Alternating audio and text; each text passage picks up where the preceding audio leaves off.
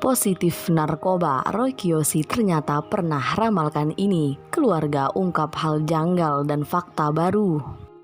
Halo teman-teman, welcome to RNA Update yang selalu memberikan berita-berita terbaru dan terupdate.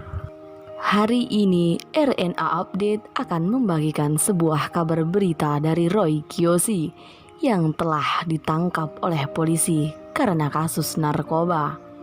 Bagaimanakah berita selanjutnya? Simak di RNA Update. Kali ini giliran Roy Kiyoshi yang diamankan pihak kepolisian atau kasus penyalahgunaan narkoba. Roy Kiyoshi diamankan di kediamannya di kawasan Cengkareng, Jakarta Barat, Rabu 6 Mei 2020 sore. Artis berusia 33 tahun ini ditangkap sepulang dari syuting. Namun, ternyata polisi sudah memantau pergerakan artis yang memiliki indera keenam ini.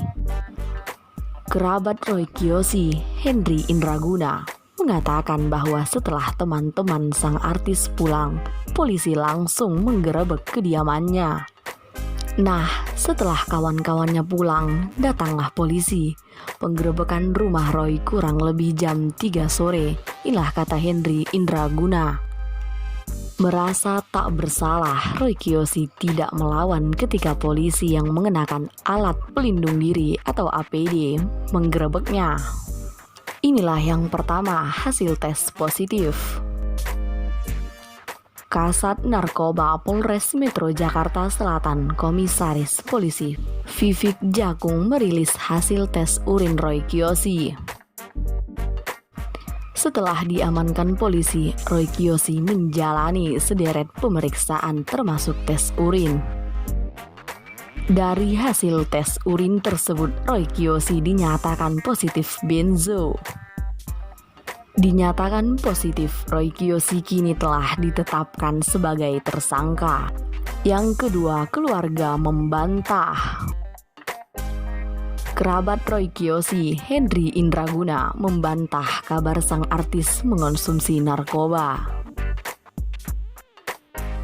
Henry Indraguna mengatakan kalau Roy Kiyoshi hanya mengonsumsi Dumolit yang merupakan obat untuk mengatasi insomnia berat. Satu Dumolit, yang satu lagi saya enggak hafal namanya.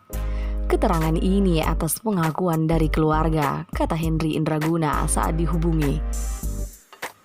Henry Indraguna menilai kalau obat yang dikonsumsi oleh Roy Kiyoshi ini dijual bebas di pasaran.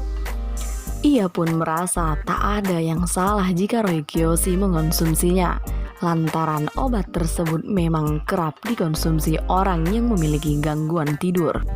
Yang ketiga, dapat obat dari dokter. Henry Indraguna memaparkan kalau Roy Kiyoshi mendapatkan obat tersebut dari dokter. Roy Kiyoshi mendapat obat penenang setelah berkonsultasi seputar masalah susah tidurnya dengan seorang dokter di kawasan Jakarta. Memang kalau orang yang punya kelebihan itu kan nggak bermasalah di tidur, jadi sering dia konsultasi dengan satu dokter. Nah, dokter inilah yang memberikan obat penenang ini, ujar Henry Guna. Itulah tadi kabar berita dari Roy Kiyoshi yang ditangkap oleh polisi karena penyalahgunaan narkotika yang dinyatakan sebagai tersangka. Semoga berita hari ini bermanfaat untuk kita semua.